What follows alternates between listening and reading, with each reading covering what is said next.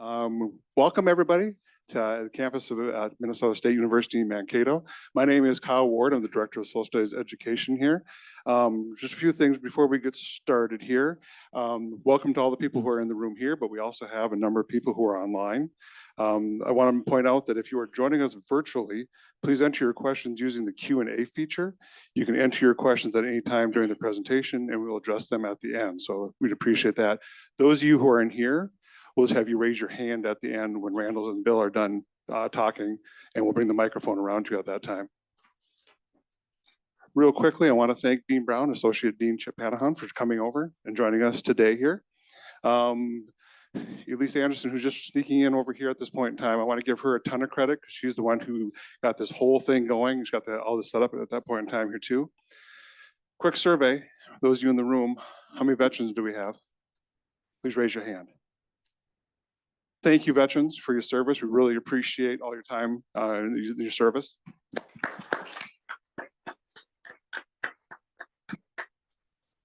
Real quickly, I have two of my colleagues right here, Dr. Tao Ping and Dr. Matt Loiza.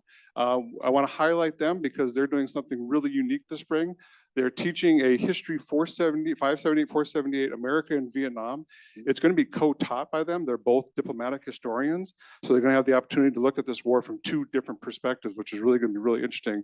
If you're a veteran and you can stick around and have a conversation with these gentlemen, that'd be fantastic. And for students who are out there listening to this, also come and talk to them about signing up. The class fills up pretty quickly every semester. It's a very popular one here on class. You can also talk to Dr. Loiza, who's been to Vietnam and done some work over there as well. Okay, real quickly, the two gentlemen that we have sitting up here, Randal Dietrich. Randal is the director of the Minnesota Military and Veterans Museum. If you get a chance to talk to him afterwards, they have a brand new museum that's being built in 2026. Is that the deadline there? Randal needs a ton of praise for all the work that he's done to get this multi-million-dollar new museum. It's going to be kind of the state-of-the-art, world-class museum that they got up there. Randal also has a book that just came out about 9/11, the global war on terror, and Minnesota's relationship to all that as well. And as a longtime friend of Randal's, I'm just going to say, don't talk to him too long because he will put you to work if you stand too close to it for too long here. You're not denying that, I see. And also real quickly, obviously our guest of honor here, Bill. I had the opportunity, I met Bill at a fundraiser and we started talking real quickly. We both knew it had the Minnesota State Mankato connection to it. And as soon as I heard his story, I thought this is a fascinating story.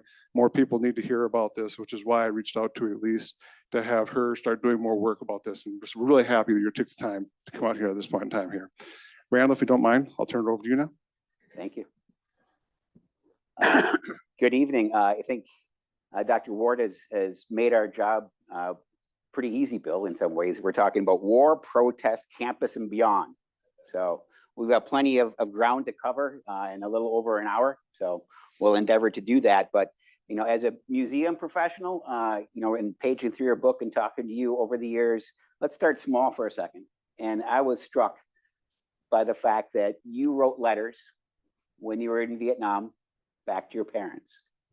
How many letters did you write and what became of them? I wrote 138 letters back to my mother when I was in Vietnam, and she kept them all. I kept them in a box for several years. It took me about 25 years before I had the courage to open up the box and go through those letters. And believe me, it was tremendous therapy for me. It was very good. It was touched by the things that were going on at the time. I didn't report about war, but I talked about what's going on with me as an individual, how life is, and what's going on back in the States. Oh, and yeah, why did they kill Martin Luther King? And why did they kill Bobby Kennedy? Those things were all captured in those letters that I wrote back. We couldn't understand that dynamic when we're in a war zone ourselves. And this was what's going back on in the States. So I reflected my emotions about that period of time. It was interesting. You're a hell of a good son to write all those letters. Yeah. Right? I mean, that's remarkable that they stay in touch with your family. Just to kind of set the stage, Jackie and Will are parents. Yes. You praise them for the upbringing they provided you. Just for a moment, speak to that upbringing in St. Paul. Well, I was very fortunate. I grew up in a wonderful family, and my mother was a proud but humble person, artistic and thoughtful and deliberative. And my dad worked in the foundry for his whole life and was a hard-charging man. but he believed in hard work and earning a buck and putting you on the right path.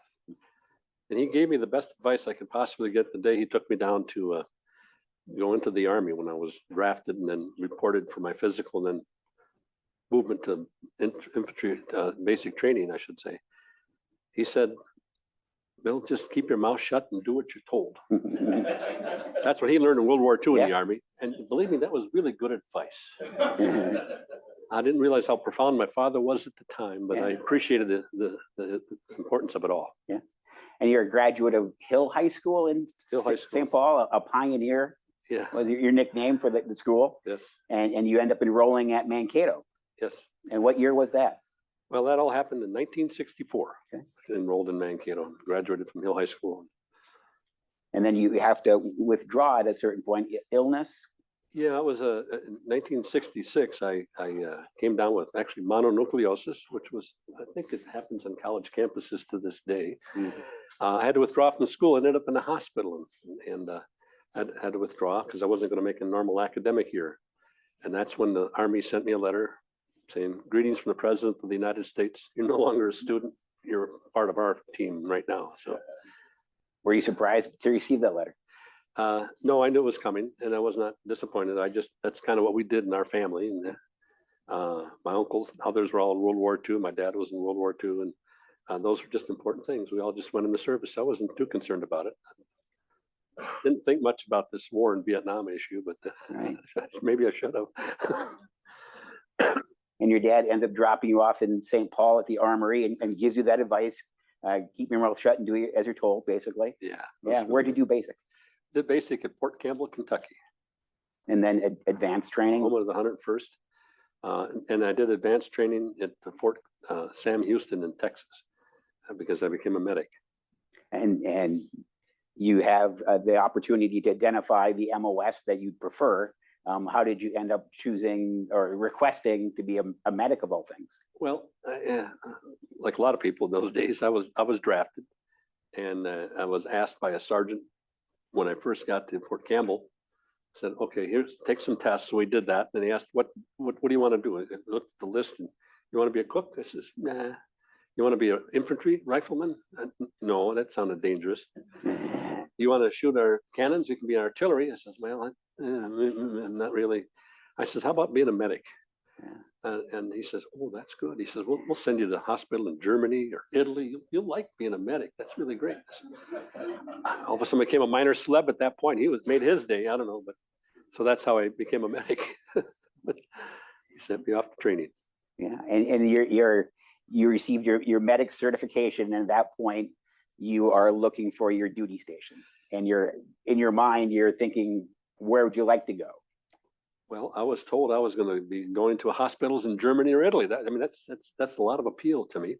Yeah. But when we graduated, they give you your orders right there at the AIT at the formation, basically, because you're no longer a student. You're now part of the official Army.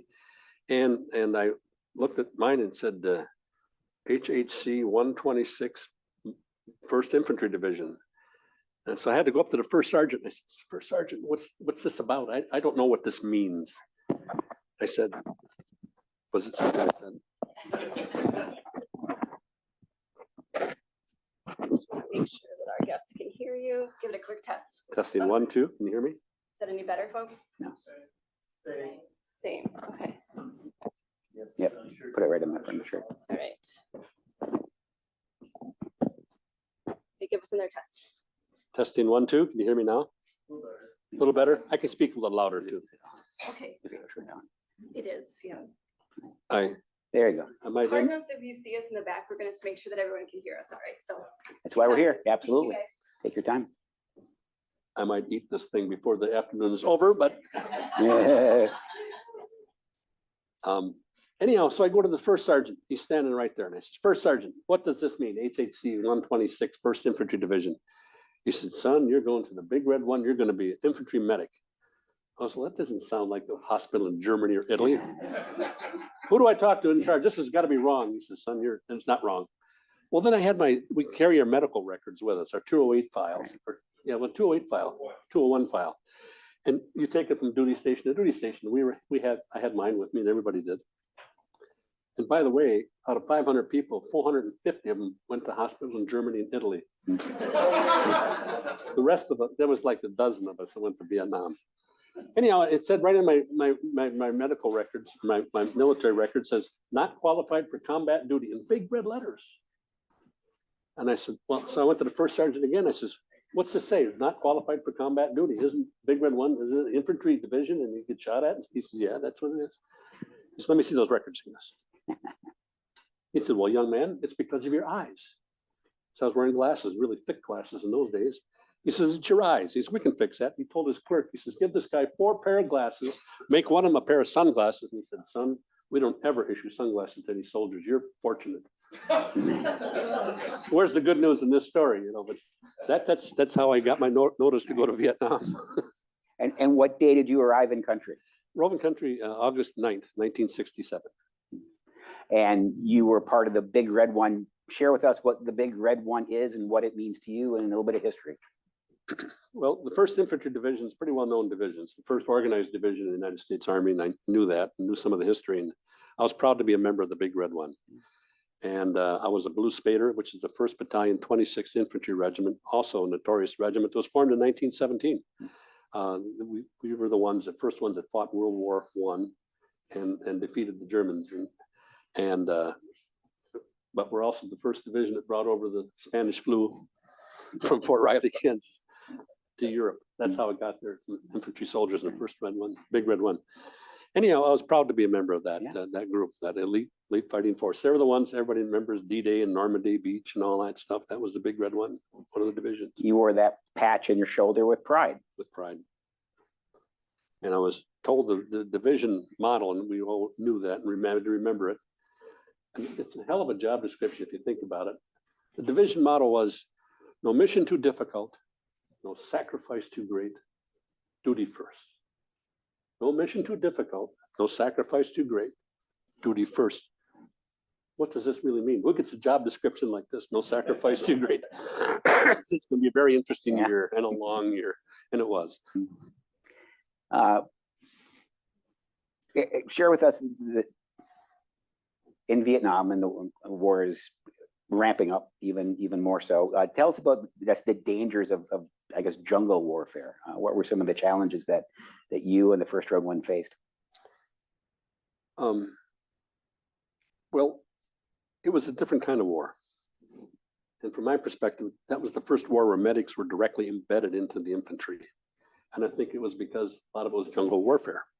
So there was a lot more combat experience in that kind of situation than there was when everybody moves forward in big line, a big front. The medics always stayed really close to the front line, but just behind it. But you didn't know.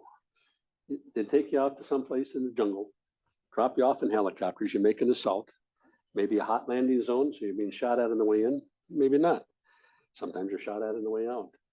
But then your job was to go search and destroy, look for the enemy. That was the idea, to make contact. That was the big goal, because at that time, the United States policy was body count. The more bodies we can count, the more they will not resist, they will no longer want to fight. So that's basically what we did. So we spent a lot of time adapting, going to the jungle on small recon patrols, 10 to 30 people a lot of times. That was it. You were the 11th man. I was the 11th man. Usually we had 3 squads per platoon. And the 11th man, when we went on an ambush patrol at night, and I pulled about 60 of them at night, the 11th man was the medic, because each one of my squads would go out every 9th night, or 3 squads, 3 nights. So every 9th night, the infantry squad would go out. I had to go out every 3rd night, because every squad, I had to go out with every squad. So I was out all the time. So it was amazing, but a different kind of war and a different kind of warfare. And you talked about, I mean, World War I and the history of the Big Red One. World War I, World War II, World War I especially, you have front lines, and those front lines in World War I don't really move. World War II, they move rapidly at a certain point. There were no front lines in Vietnam, and that is a different war.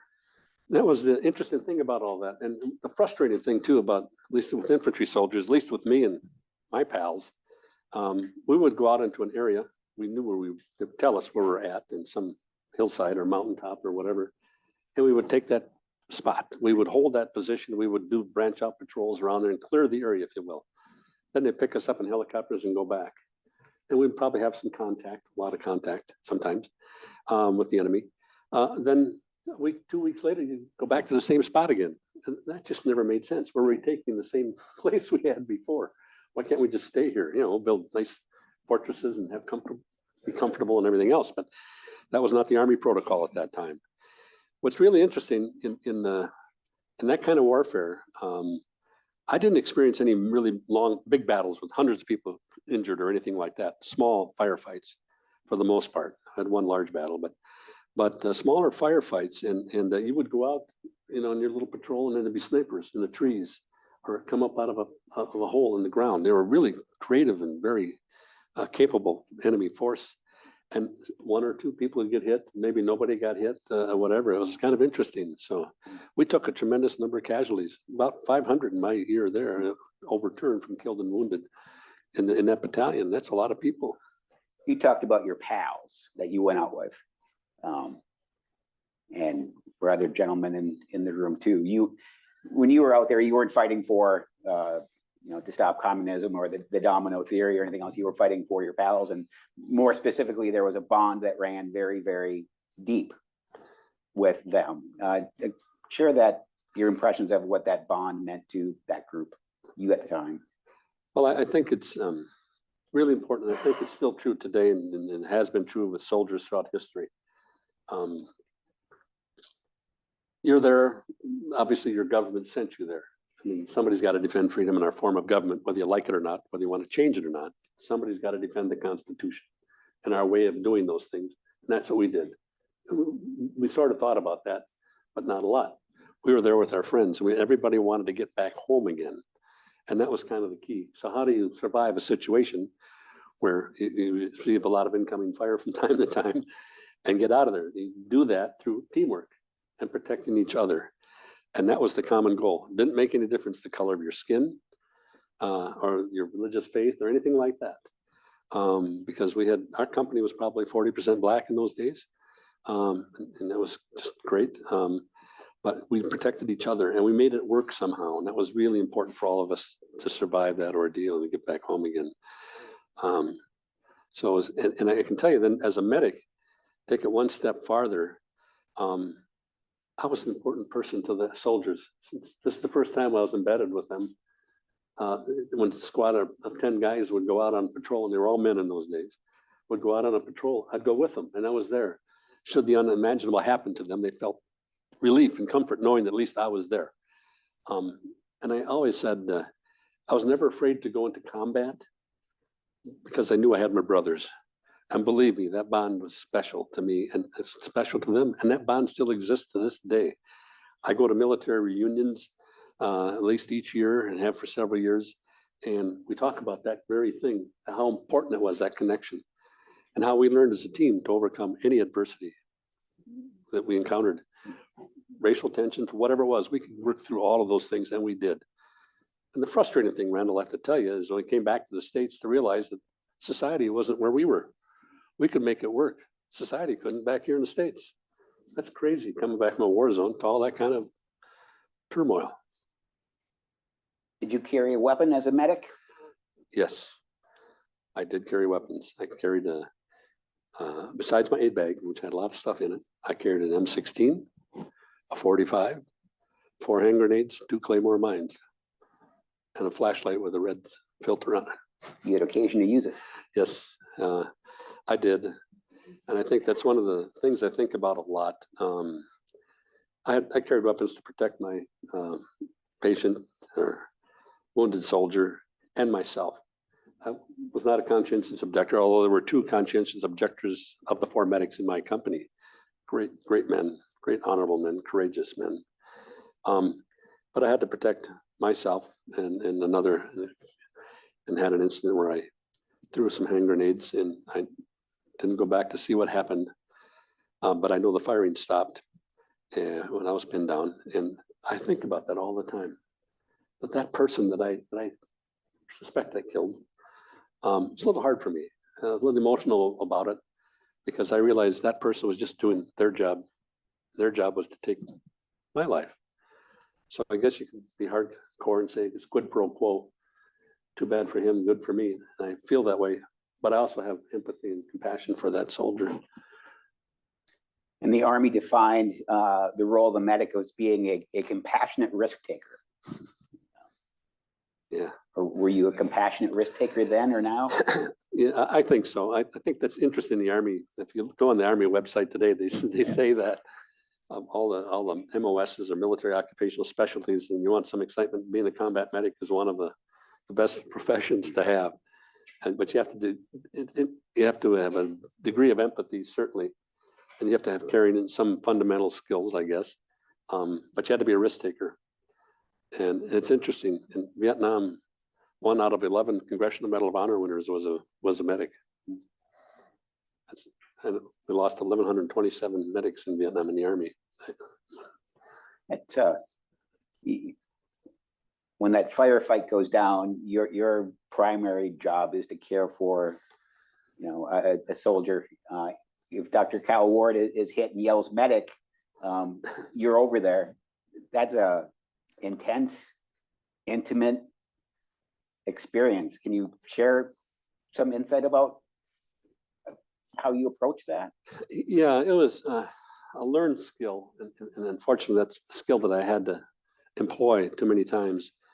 When a firefight erupts, it's the most chaotic thing you can imagine. It's too difficult to describe. You have to just experience it, and God forbid any of you would have to do that.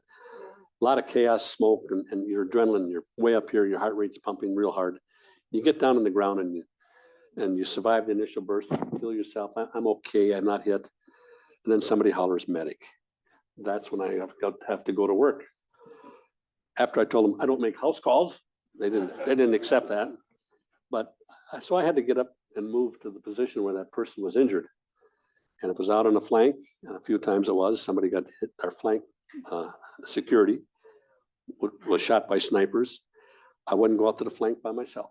I was smart enough to know that to take the M60 machine gun guy with me. He and I would volunteer and go out there and then take care of the person. He would lay down fire and I'd take the person back, drag him back, and then attend to his wounds and what have you. And I don't think you can ever overcome the trauma of it all, but you learn what you had to learn is to control your emotions. You had to learn to control your adrenaline. Otherwise, you can't think clearly. So it took a while. It was an acquired skill. Not that I was the best at it, but I did learn how to control things a little bit. I knew what to anticipate.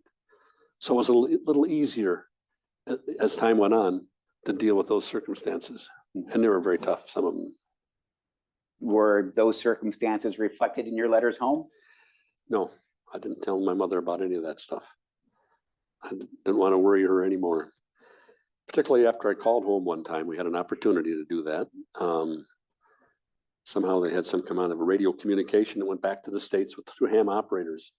And that operator in California would call my parents' house, collect. And they would do that for a lot of soldiers, something that service those ham operators provided for military people. And so it was kind of nice. I called collect and my mom answered the phone. And the guy from California says, I've got a collect call from Vietnam. Would you accept the charges? And my mother just thought that was the bad news. I was killed, So she just slid down the wall with the phone. And my dad grabbed the phone and started talking to me rather harshly. And he said, don't ever call home again. To this day, I haven't called him home, man. But I had no idea it would have that kind of impact. I was all excited. Sure. It scared the hell out of my mother. Point of view. It all comes down to your point of view. You were in country then during some dramatic moments. You've got the Tet Offensive, you've got the MLK assassination, you've got the My Lai massacre.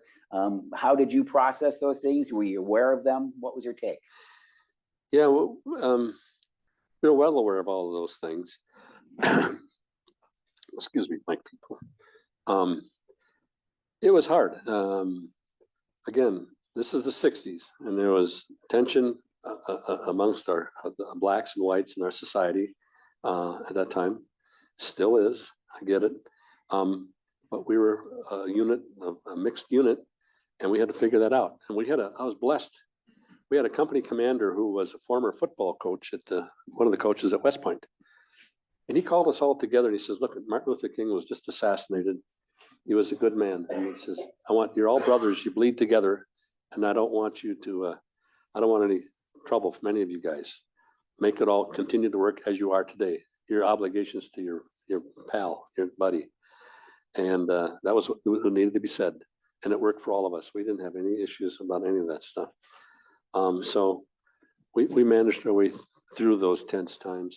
Same thing with Bobby Kennedy got assassinated. It was just couldn't believe it, what's going on.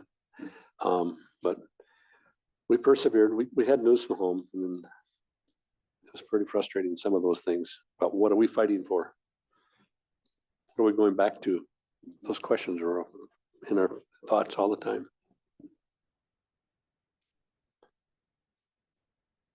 You are a decorated veteran. You've identified in your book that, of those decorations that you deservedly received, the one that you're proudest of is being your combat medic badge. Why is that? What does that mean to you?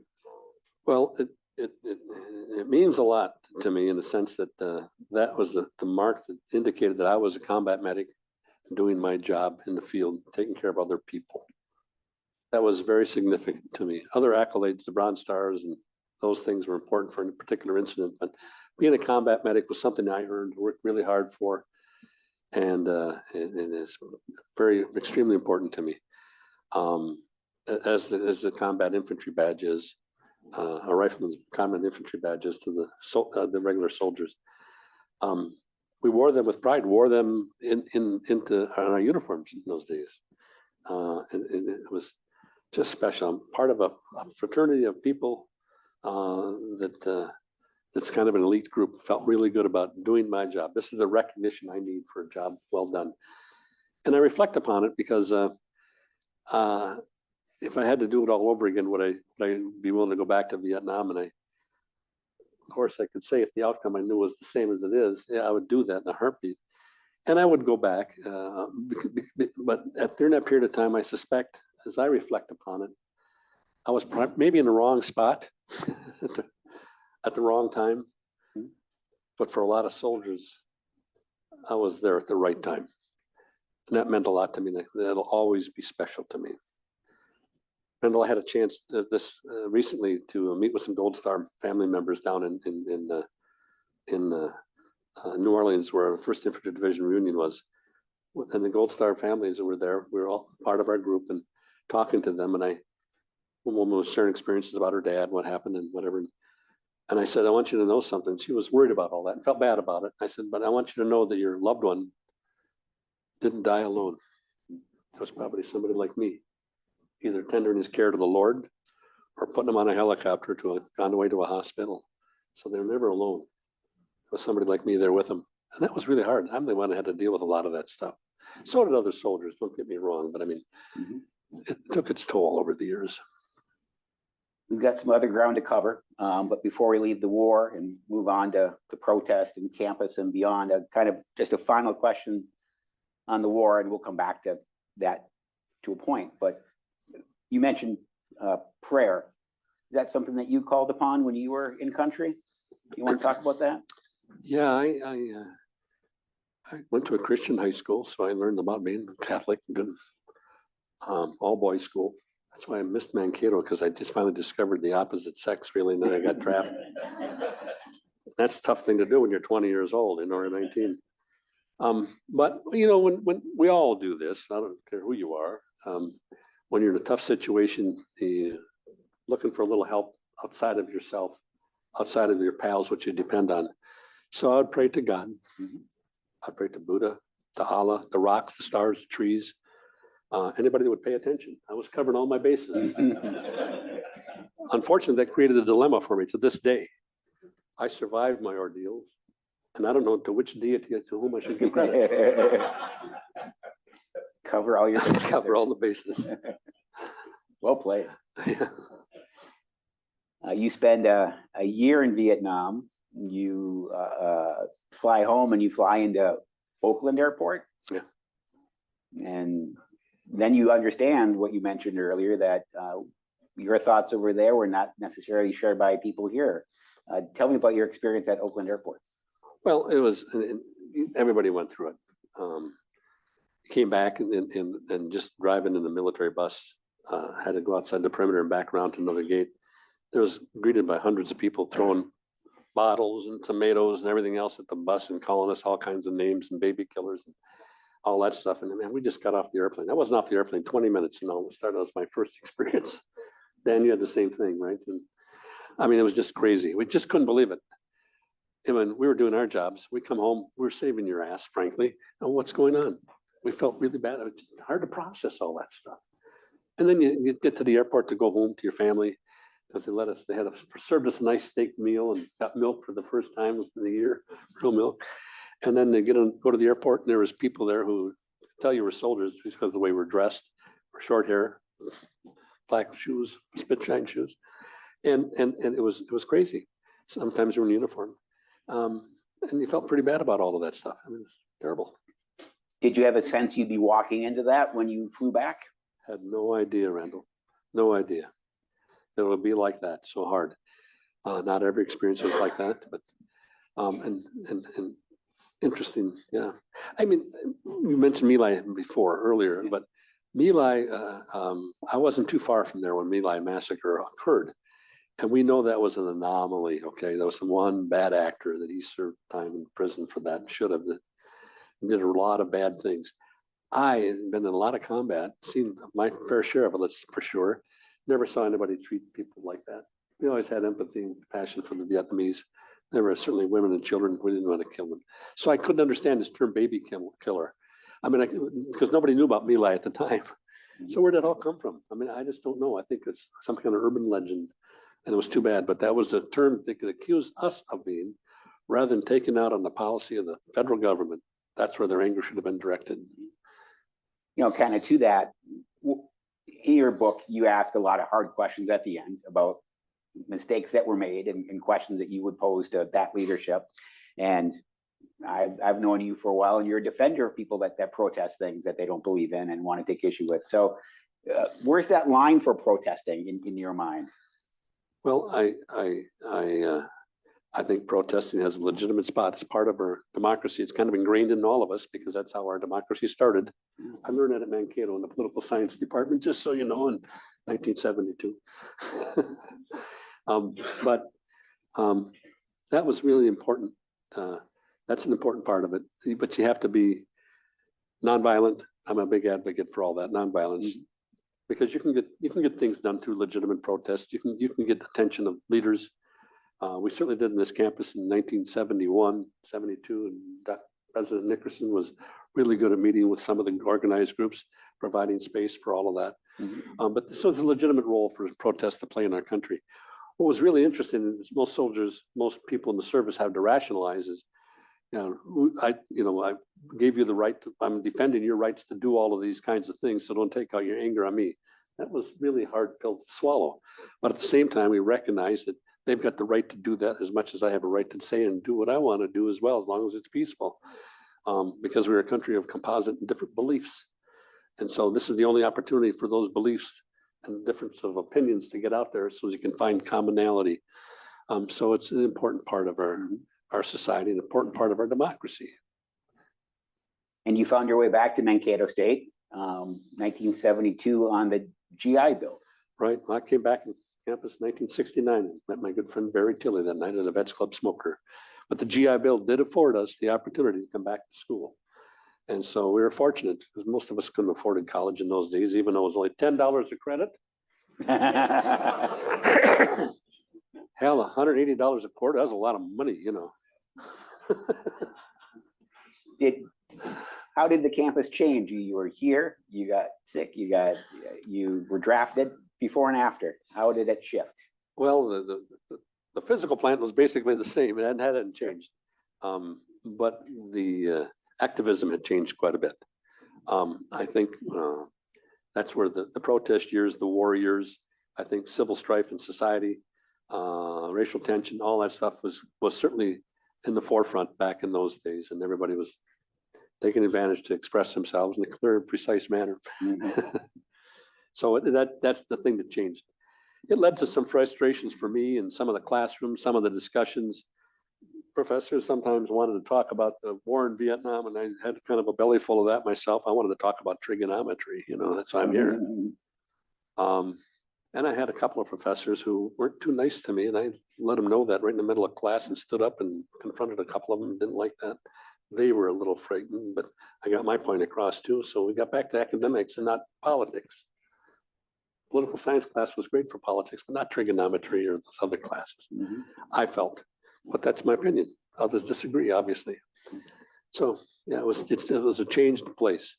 But there was a group of people, the Veterans Club, particularly, we all banded together and we found each other, commonality to get our degrees, to move forward in our lives. And that was really important. We were committed at that point. We knew what life was on the other side. We wanted to get back and get our degrees and take advantage of the benefits we earned in the military. I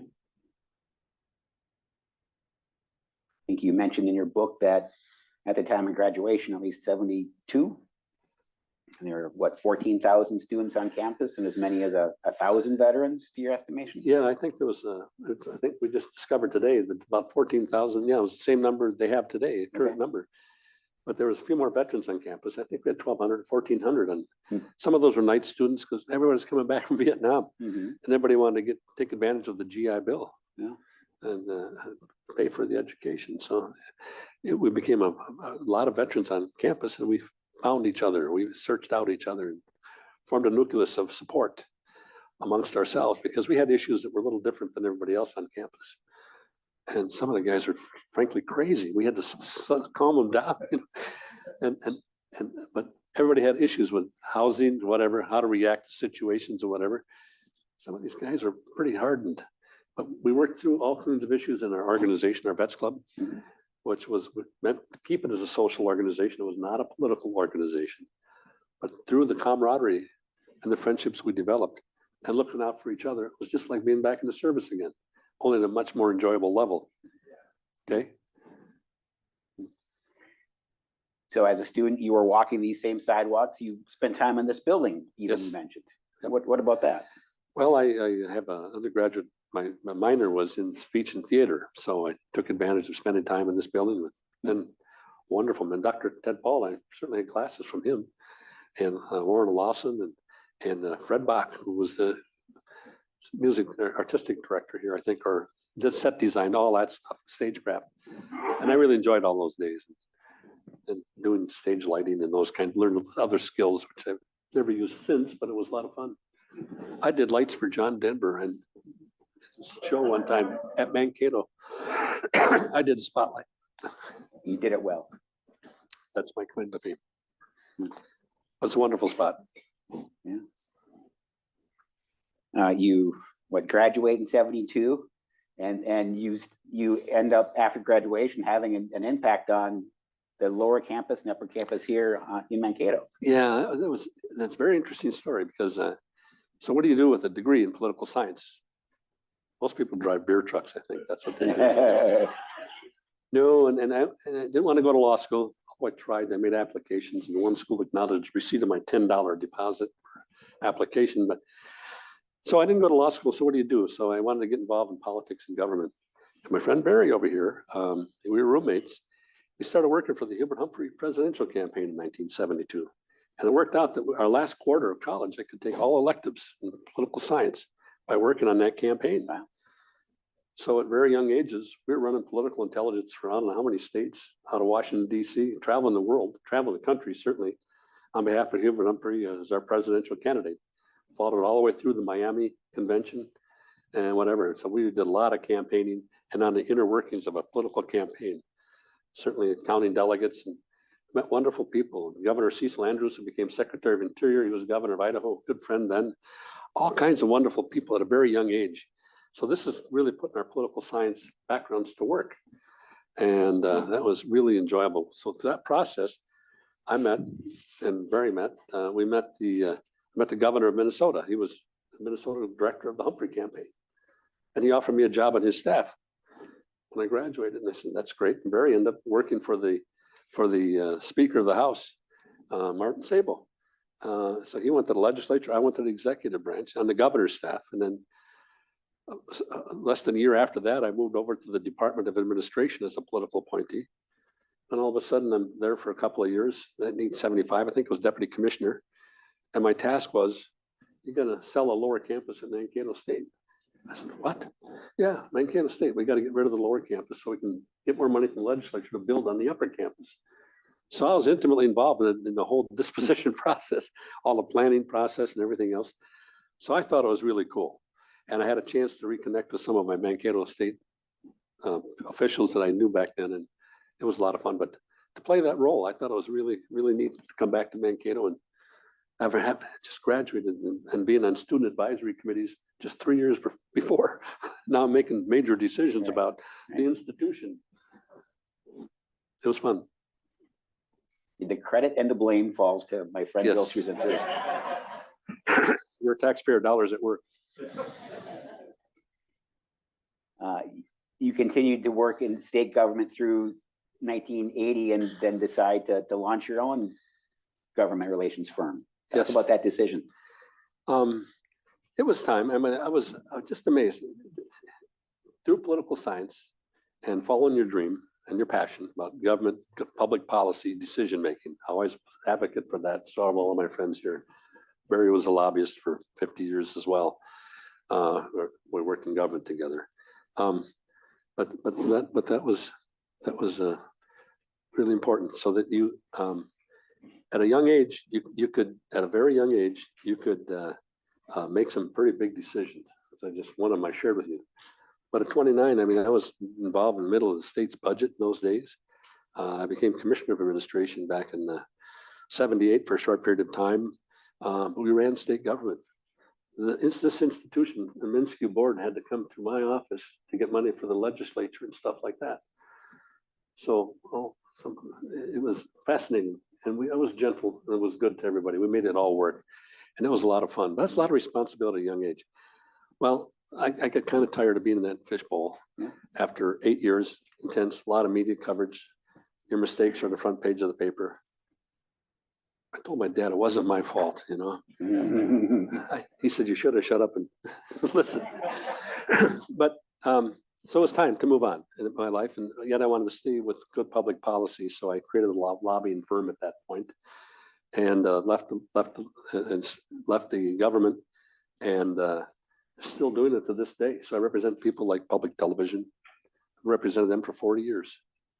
Get money from the legislature to do good things that you see on the public PBS, no matter where you live, Duluth, Mankato, I mean, Twin Cities, wonderful things like that. And I'm involved in military organizations and efforts, events at the Capitol as well, like the Minnesota Military Museum. Very gratifying. But what's most gratifying, Randal, is the roots were here. Vietnam taught me persistence, and there's no problem you can't solve. This institution provided me with a foundation of support and encouragement, combined with my military experiences. We can all move forward. All of us did. That was the confidence we developed here. And that's why this institution is so important in young people's lives. It also gave you the background and the expertise to navigate. You'll have to tell us, because I can't keep track, how many legislative sessions you've been involved in.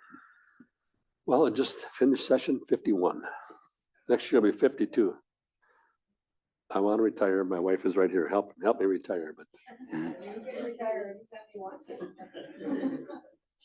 But she tells me she tells me I spend too much money. That's why I keep looking for my GI Bill again, but she's not providing it. So no, I love what I do. I really do.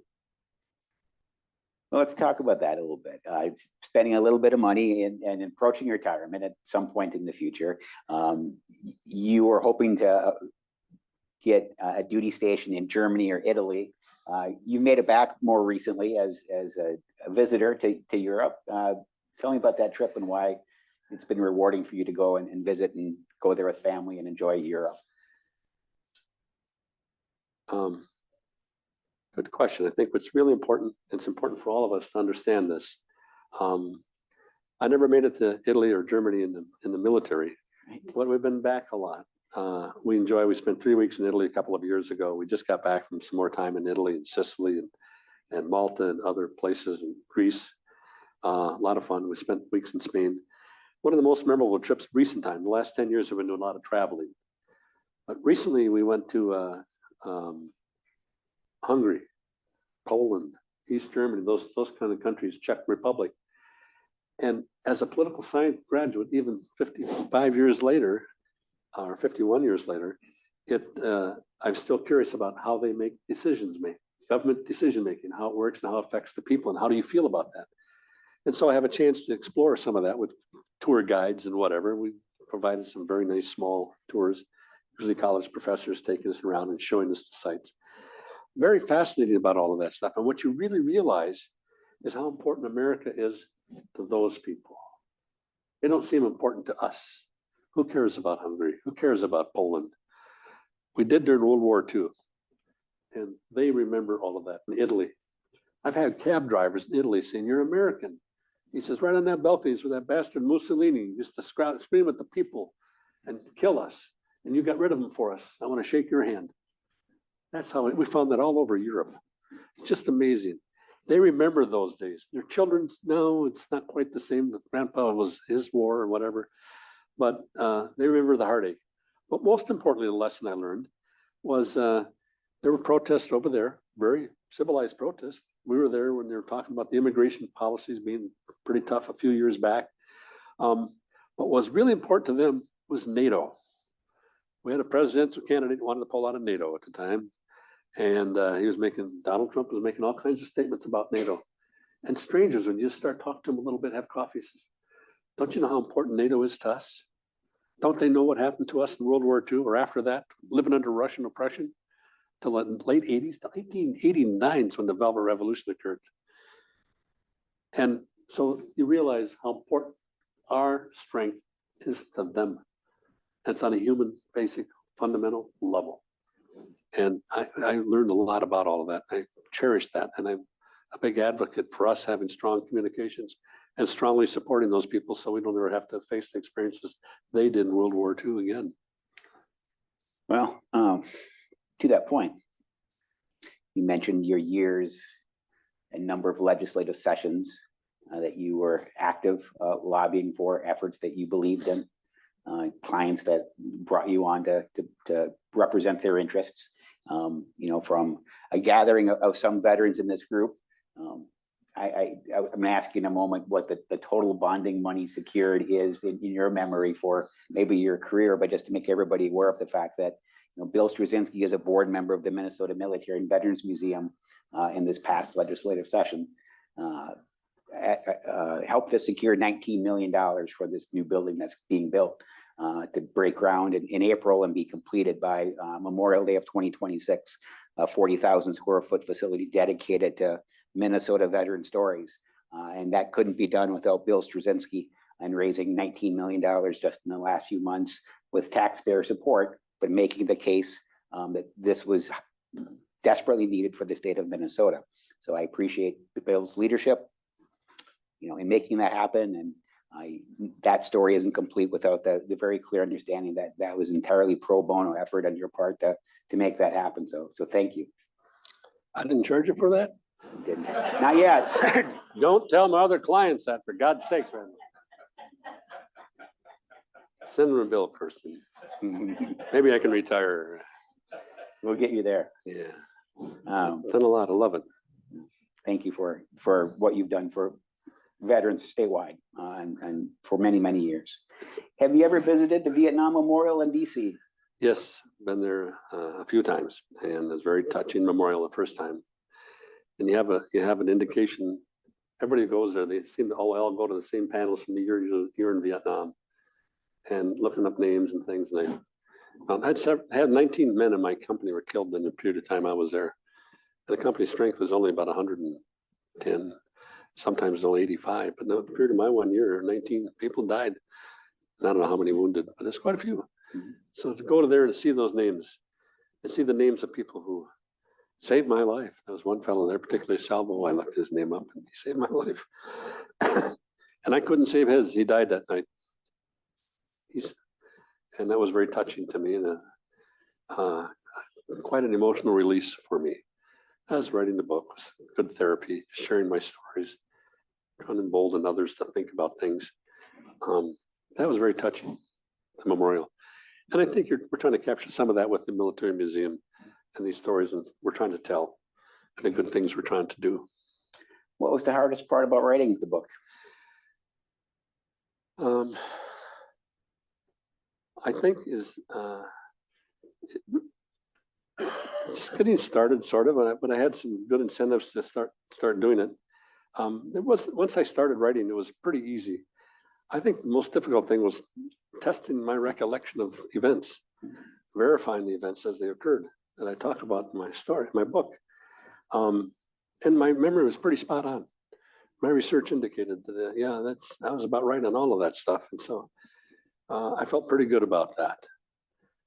And, you know, did I tell you the story about how I started? I was asked to be a keynote speaker for the Minnesota Emergency Medical Treatment Group, or the Paramedics Ambulance Associations. And they give a Stars of Life event. And each year they give the paramedics, EMTs who perform superior above call and duty, an award called the Star of Life Award, thanking them for their service. Well, they asked me to speak to this group. And I thought it was because of my role in politics, knowing how to manipulate things through the legislature and how that process works. And they said, no, we want to hear your story about being a combat medic. So I said, well, nobody's asked me about these things for 30 years. Let me think about that. So I got back to him a week later and I said, I'll do it. Because if anybody understands or has an idea of what I went through in Vietnam and what I had to do, it would be that group. So I did some research, tested my recollection, wrote the 20-minute speech, whatever, and talked about it. And what it was like, the heartache, what it's like to somebody dies in front of you, particularly if somebody saved your life. What it's like to try and start an IV on the red filter on your flashlight and you're still being shot at, how difficult it is. And there's 10 of you out there trying to defend yourselves at the same time. Those are traumatic experiences. Well, that group understood that. So I gave my speech, my presentation, and at the end of my speech, they all stood up and they cheered. They said, welcome home. And they gave me one of the awards. And I felt for the first time that I was welcome back home as a soldier. And that was really touching to me. And so after that, I had a good start on my book. I had a lot of materials in place. And so I just kept writing. Within a year, I was done with my manuscript, sent her off to a publisher. It was good therapy, very good therapy for me. I really wanted to tell people that, again, I mentioned the quote earlier, but when old men send young men to die, they better have a good reason why. And that kind of stuff bothered me. I wanted people to know that war is not glamorous. War is hard, but you really test your mettle. And everybody who's served in the service knows what it's like to overcome adversity and turn post-traumatic stress into post-traumatic strength, if you will. Those are important things you learn about yourself as a young person. It builds character. Those foundations are extremely important. And they last, they carry through. Really important. You make a number of good points in your book. One that I wanted to touch on or expand on your thinking. You make the point that it's not a fair calculation to ask a veteran how many years he was in uniform.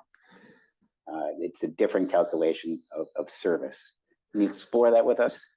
Yeah, I thought about this recently because you think about there was 10% of the people in Vietnam were casualties of some sort. I mentioned that statistic earlier. But you think about today. So I asked about how long were you in the service? I said 2 years. I was in the service 2 years. I wore the uniform just 2 years. But due to Agent Orange exposure, due to PTSD or whatever, some of these things, I'm still feeling the experiences of being in the service 55 years later after I left Vietnam. So I'm still serving, not just me. Almost every veteran in this room is still serving. You feel that going on and on. At least now our government's recognized and forgotten about us. We forget, you want to make sure they didn't forget about and give us the benefits we earned. And they do that to the VA and other things, but we're still serving. That's how I look at it. Service never ends. And your support of the Constitution never ends either. You've been active at reunions.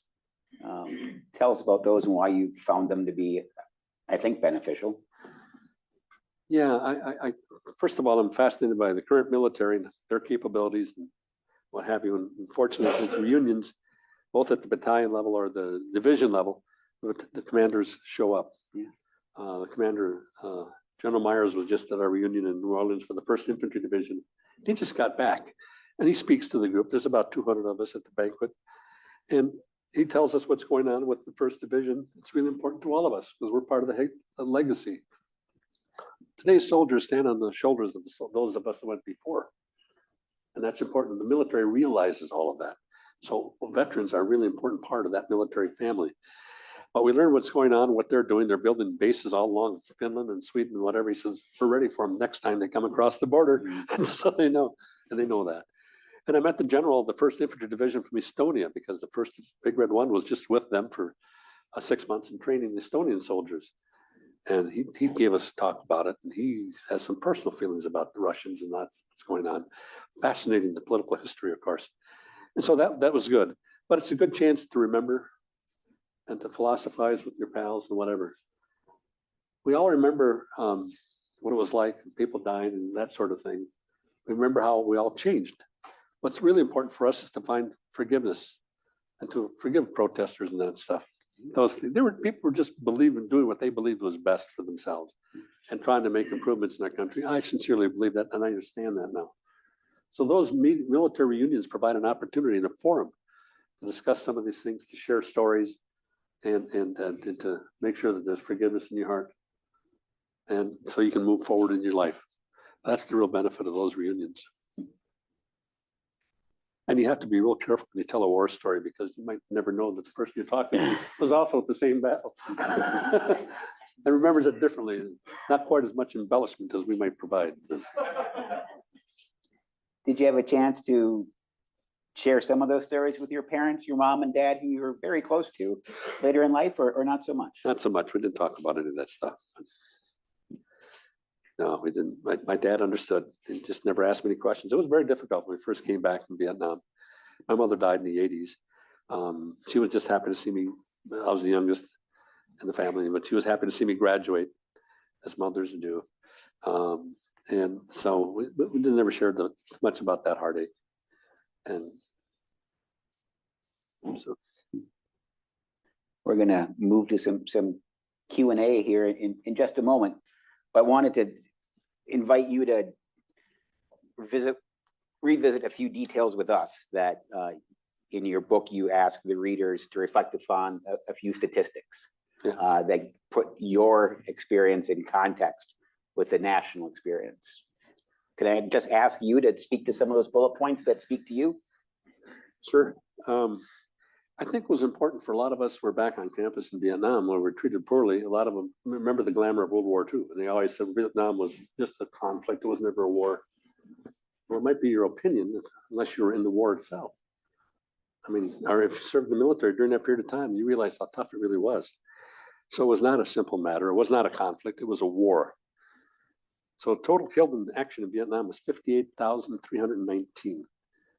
And that's basically over a 5 or 6 year period. Missing in action, 1,719. Wounded in action was 303,635 people were wounded in action in Vietnam. There were 1,247 combat medics like me killed in Vietnam. I mentioned the Medal of Honor recipients before. 61% Mankato students. 61% of those who were killed were younger than 21 years old.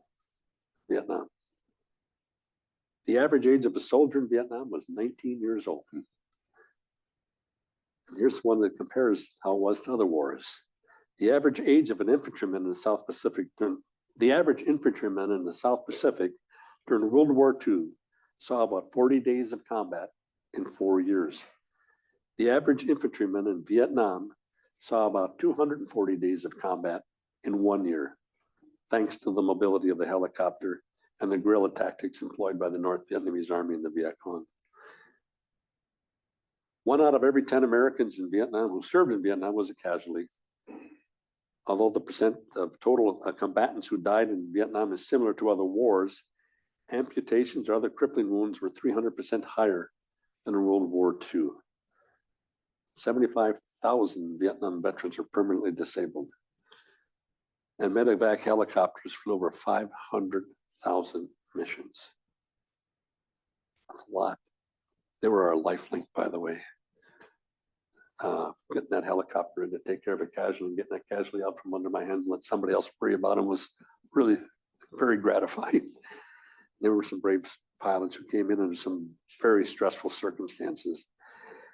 But I'd like to say that, and I think this is true, the Vietnam War is just not about statistics, about all of us who are survivors and how we have spent every day since the war, reliving our experiences. I think about it every day. I'm sure you guys do too. So that puts in perspective. Anything else you'd like to add, Bill, before we do some questions and answers? No, I just thank you for the opportunity. And I thank Dr. Ward for putting this together, and you, Randal, for accommodating us this afternoon and sharing my stories with other people. I just want you to know that veterans are an important resource. You couldn't have our democracy the way it is, whether you like it or not, or want to change it or not. We're the ones that provide you with that opportunity. So it's extremely, extremely important. Don't forget about the veterans. We still have too many homeless veterans in this state, although we're very close to getting that down to zero. Would be the first state. We have aggressive programs on that, but also help us continue to get the benefits we deserve. And interesting, Randal, I learned from Larry Herc, Commissioner of Veterans Affairs. He said there's 133 veterans a year commit suicide in this state. 133. And a lot of that is older veterans like me, like you guys, sitting home and dealing with things that you should have processed 50 years ago. Instead, we came back from Vietnam, weren't welcome, we didn't talk about it. We all got jobs, raised families, did all of that stuff, retire. Now you're sitting home and thinking about things you should have processed 50 years ago, and you didn't. Now you got some issues. There's a lot of those veterans out there like that. If you come across one, get them into the VA Crisis Center for some help. Make a call. That's what I want to share with these folks today. It's brilliant. Questions from our online audience or here in the theater? Yes, sir. We're going to give you a microphone just to enable our online audience to hear the question. I have a question about nurses. Now, you being a combat medic, perhaps didn't have much contact with them, but I know there was a young woman named Dory Carson from somewhere in rural Minnesota was a nurse over there. And there was another one from Janesville, Wisconsin. But those helicopters would pick up the wounded and bring them to where the nurses were. Did you have any contact at all with the nurses? Actually, I did not. My job was to put them on a helicopter, and once I had no idea where they went. But I've had a lot of conversations with nurses since then. In fact, Nurse Farrington's just coming out with a book now. She's retired military. I did the forward to her book because I was so impressed with her diary and how they had, and if you talk to any wounded veteran, how important those nurses were when they got to the aid station. They're the ones that provided the major comfort and care. I could put morphine in people and they wouldn't feel pain, and stop the bleeding to some extent. But the nurses were a very important part, excuse me, of that entire operation. Some nurses actually have their names on the wall. Yes. In Washington, D.C. Yeah, a couple of them were killed and mortared and stuff like that. You bet. Very important part. That's why soldiers survived Vietnam more than they did in other wars. If I got a soldier, and the statistic is, if we got a soldier alive on a helicopter, the chance of survival for that soldier was 92%. Getting them to the helicopter alive was the tough part. Sometimes I could do that in 20 minutes. Sometimes it was 6 hours.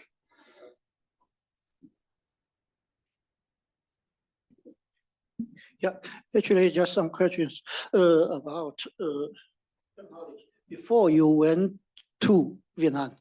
Have you been taught anything about Vietnam history or tradition, cultures, or your when you go join the army soldiers, were they also taught these kind of historical traditions? Not anything other than I learned in high school. Didn't know anything about that. What they taught us in the military was jungle warfare, what to experience. But I tell you, I had a lot of wonderful personal experiences, and that kind of shaped my beliefs and why I wanted to get a degree in political science and change the world through government policy, better government policies than I thought were being created at the time.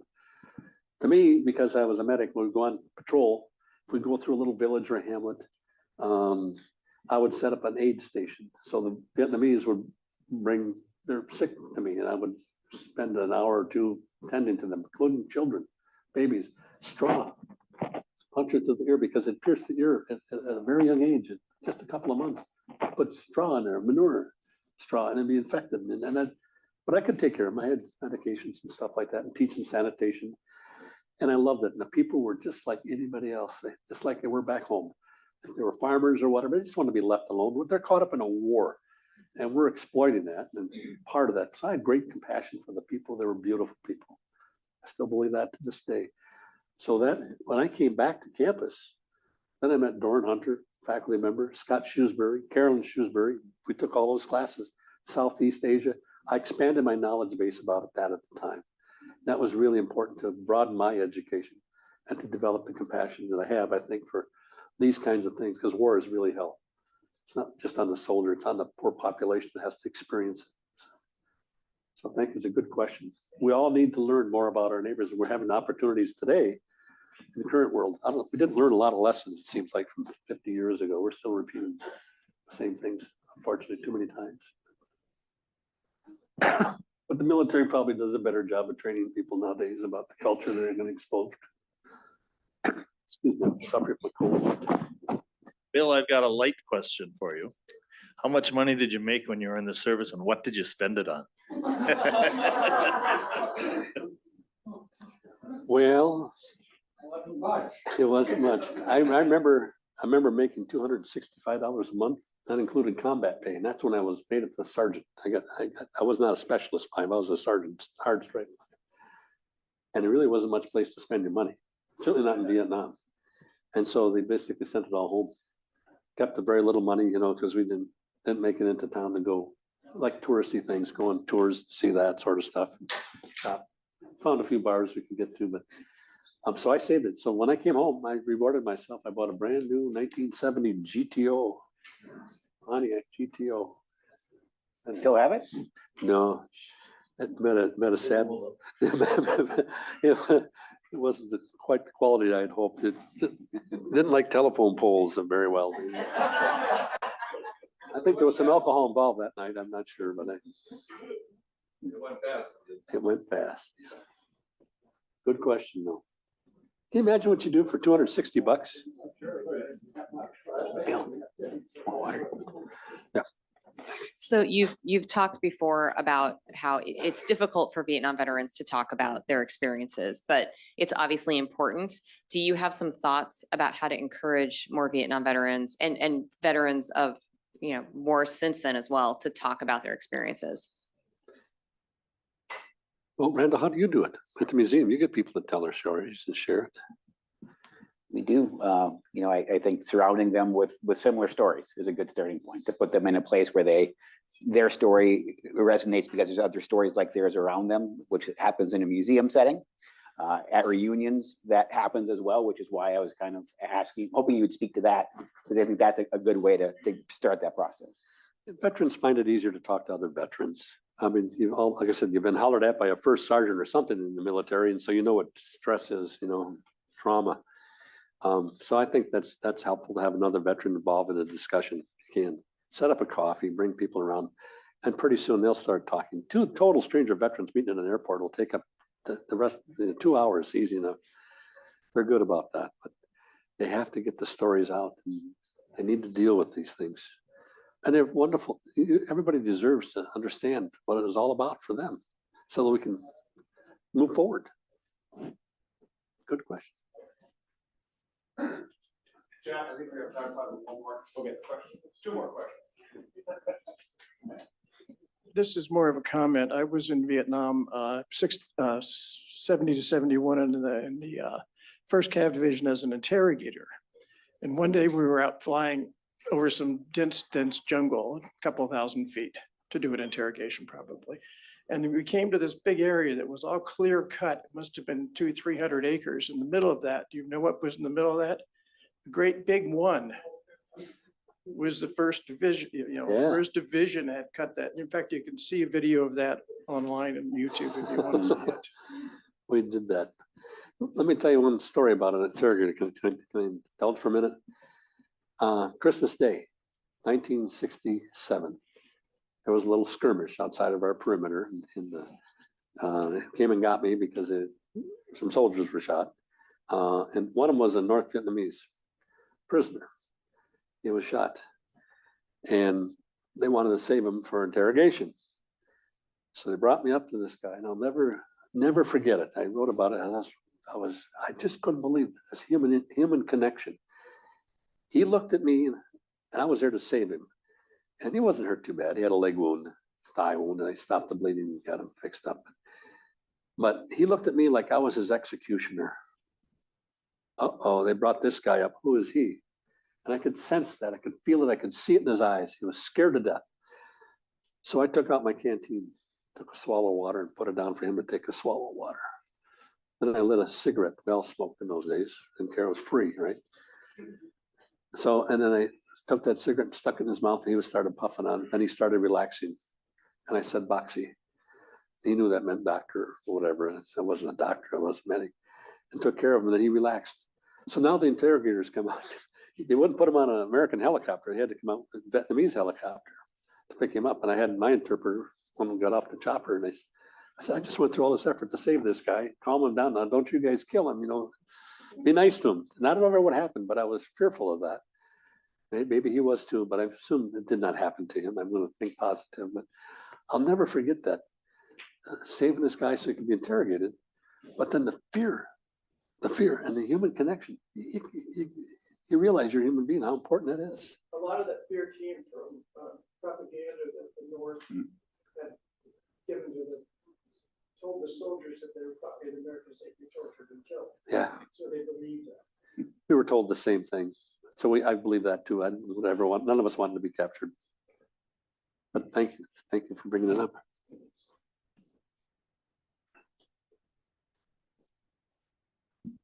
Hi, first, thanks for sharing all of your experiences today.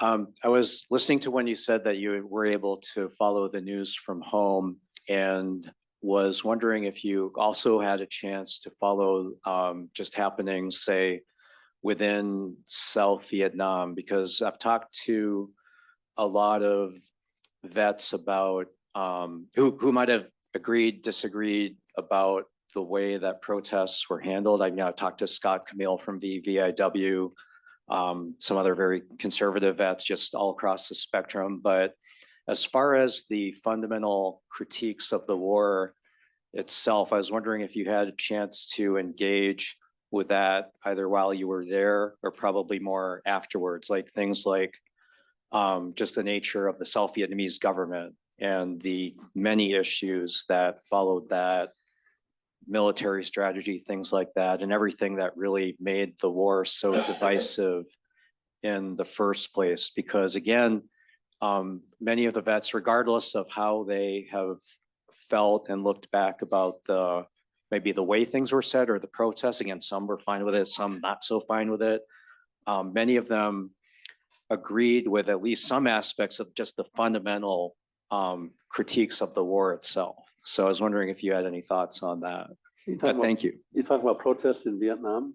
Or just what not the nature of the protests and like say the things in Oakland or whatever, but just things like questions about the government that the United States was defending. Like, for example, one vet that I'd brought in for several years for my class mentioned that he was in country when Ho Chi Minh died, and the next day, all of the ARVN soldiers had black armbands on, and that both kind of disturbed and had him a little bit confused. And he was talking with them, and he started getting into questions with them about just the nature of Ho Chi Minh and the Viet Cong recruiting. So just the whole issue about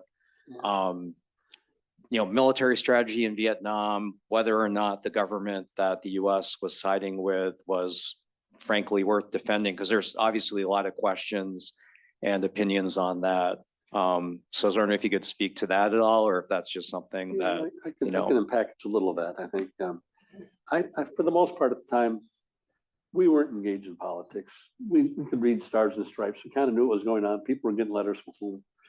We kind of knew what was going on. We had a sense for, through the Vietnamese, those working with the Allies, working with the American forces, what was going on in Saigon.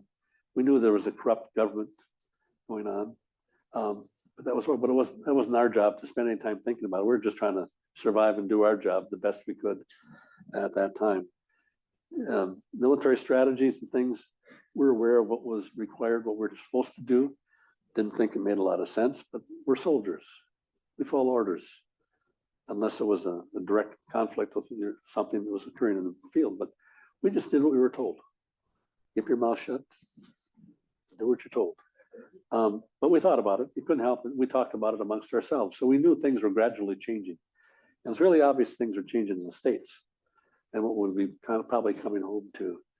So, but I was there earlier. I think the major stuff started happening after I left Vietnam. The drugs got to be a much bigger problem and stuff late in the 60s or 70s.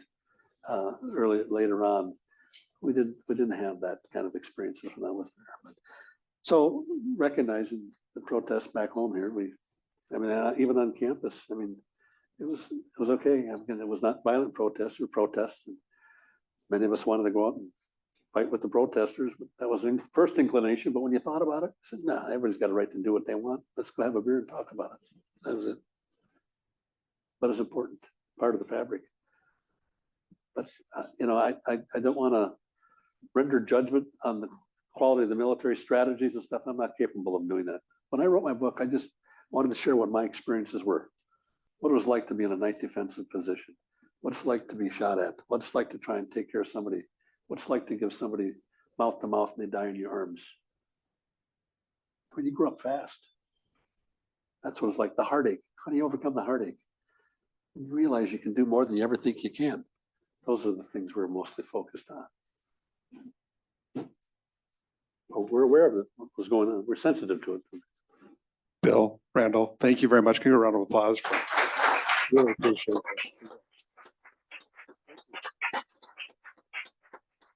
That brings us to a conclusion. Thank you all for coming out.